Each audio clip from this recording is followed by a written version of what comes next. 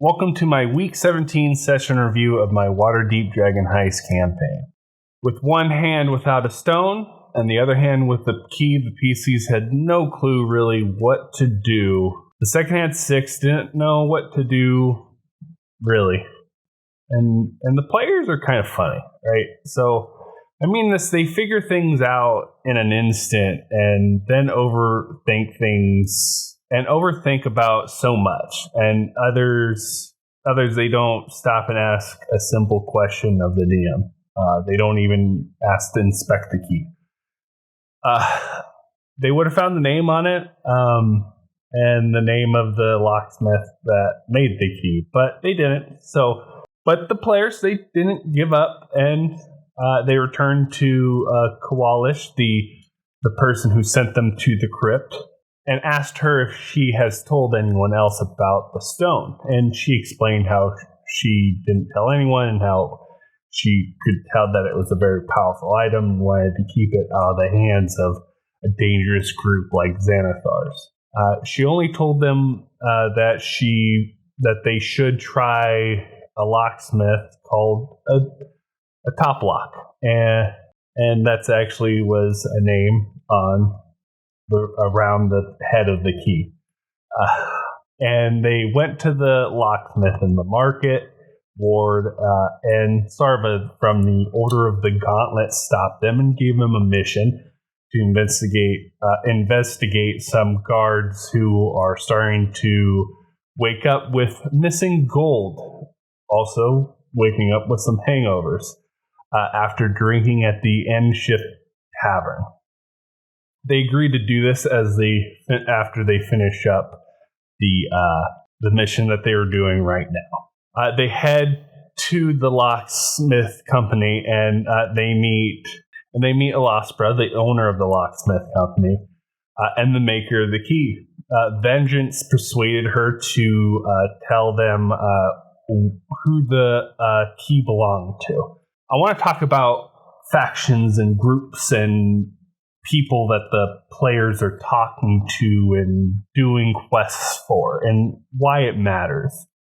So them joining the factions that they're randomly getting quests for in these sessions, these nice little side things that maybe give them a little gold, maybe open up some avenues of getting some magical items or learn a new language, is nice and all, but I want it to show them that I'm trying to build it so that being in certain ones will give them benefits outside of material things, right? In game, to have people in these factions will give them influence in the town.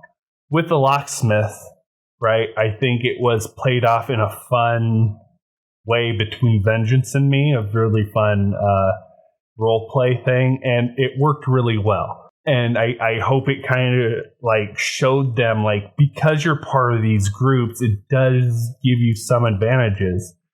If they weren't part of this organization, there are, because I know more people than just them watch this, and I'm not sure they actually shared who they're part of yet, so I don't want to ruin that. It does open up certain avenues that wouldn't be opened up before if they weren't part of it to begin with.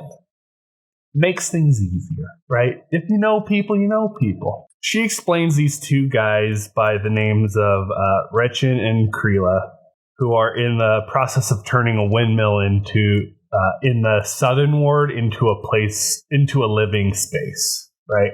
And they're the ones who commissioned her to create new locks and keys for the place. And she explained that they seemed to have money at the time, but it seemed like they shouldn't have had money at the time. But coins is coins and a job is a job. So she did the work and she let them know. They got to the windmill after a failed attempt at intimidation on these two guys. They successfully bribed them with 100 gold. They start off with a lot of money. They don't start low. They throw a lot of money when they try to bribe people, which is very entertaining. So the two guys at this windmill explains to the secondhand six that they stumbled on the stone by accident while getting materials to practice necromancy with a teacher named Lasser. They eventually showed them where he was located and how to get to him using a secret passageway through the windmill that headed down into the sewers. And they headed down the dark passageway. They make their way down and begin to hear a laugh, one that echoes off the walls and one that they have heard before. The voice saying, "Come, vengeance, come." And this voice was the voice of Merkel's servant, the one that attacked Vengeance and was only after Vengeance and left a mark on Vengeance a couple sessions ago. They marched through the water, and then they opened up a door, and they begin a fight. I want to talk about using checks to your advantage. So, using checks to pull characters from the fight, right? So, I gave a perception check to the first person on initiative. It would not have mattered who it was. Whoever rolled the highest, this is who it was going to. And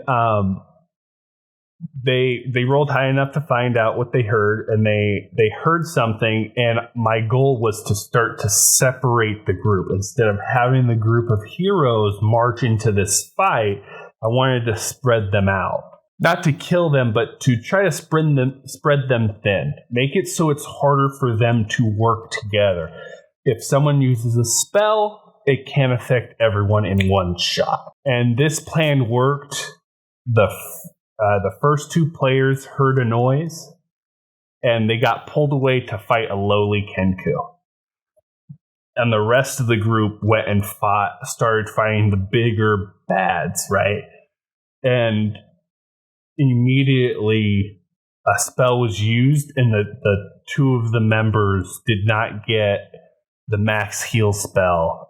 What is it called? Beacon of Light or Beacon of Hope spell done on them, which what means to me is a thing of like, with that happening, it doesn't, I want it to become the fight to become harder. I want these things, use checks to pull players away or possibly make them more worried about something that possibly isn't a big deal, right?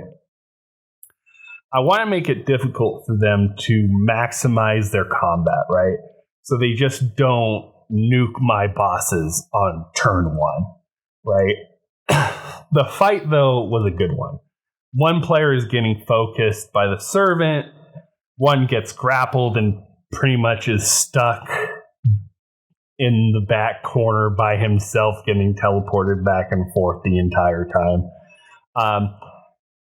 And it was and then another creature came, and he was a hard-hitting creature, and it was like three different fights all happening at once, and it showed me different ways to create chaos and create a new way of creating tension in a fight, right?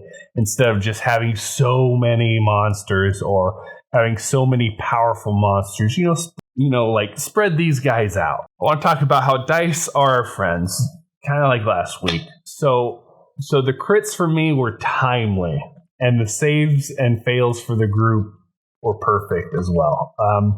It was a slugfest from beginning to end, and it went as even as I wanted to, but it did not go as I planned, if that makes sense. I planned for people to be slugged. I planned people to fall and get picked back up, and I planned it to be hard, but the way it worked out was odd. I did not plan for Draven to be caught up for 3 or 4 turns in a grapple and being teleported away from the group. And he kept on making his saves, and the monster that grappled him couldn't do any damage. It was a good fight, and it went how I wanted it to, but it didn't go exactly how I thought it would. which was really entertaining. And the dice they kept on rolling for like Draven, right? It was keeping him out of the fight, but it was not knocking him out, right? If the monster if it hit max damage, it would have brought him down to one more hit. He would probably get put down, which eventually did happen, but the fight was near the end anyways, so the healer was able to move up and heal him. But the dice were making it so that it was hard, but it wasn't deadly, right? It's just fun how these dice can make this game so much better than how you planned it to be. The players were lucky with a lot of my spellcaster's abilities just not landing during the fight, but that's just how the dice roll sometimes. And you know, none of his hits were landing, but all of my martial enemies, all their hits were landing. I was blinding people left and right, and I was damaging. Vengeance was getting fucking just rocked by the servant who was going after him. But those dice, you know, the saves that were happening, the inspiration that people got earlier in the night and using it, you know, it's making a better game. And I really enjoy the fact that the more and more I play, the more and more I realize how powerful the dice are in this game. The group did a good job. They whipped the last couple creatures out with an insect plague and licked their wounds, and they got ready to search the room. I want to talk about the new War Priest. The Wizard of the Coast showed some new stat blocks recently, and so I decided to use the new War Priest in my game to try it out, see how I liked it. And I liked him a lot more than the old one. He hits a bit harder, and his skills are used just a lot more. It puts the players in a bind that they normally wouldn't be in. Being blind and the monsters just way easier and funner to use as a DM, and it does create some difficulty with how much damage he does put out. I think he puts out a lot more damage. But like if you're splitting the blinding effect and the hitting effect, which I started to do halfway through the fight, which totally the monster would do if it was getting attacked by two creatures, it spread the damage out quite evenly and still created this fear of, oh crap, this monster is very strong. I didn't use his healing ability, actually, now that I think about it, for the War Priest, as that would have probably tipped the scale a little bit too much for my liking for this fight, at least. Because as a bonus action every turn, healing him or other creatures that were already doing automatically regenerating health every turn, unless fire damage was done, I didn't do that because I think that would have been just a tad too much. And I think I made the right decision on not using that ability. But if they were maybe one or two more levels higher, I would have used that ability nonstop as a bonus action. I will be using this War Priest again in the game. I liked him a lot. I really can't wait until the new set of monsters come out, because I think the new set of monsters are just funner to use. With that, the Secondhand 6 has cleared out this complex, and they're about to search the area. So before they do that, that's where I ended the game. So that's it for now, and please let me know if you liked it down in the comment section below. Hit the like button, subscribe, and share it with your friends. And like always, have a beautiful day.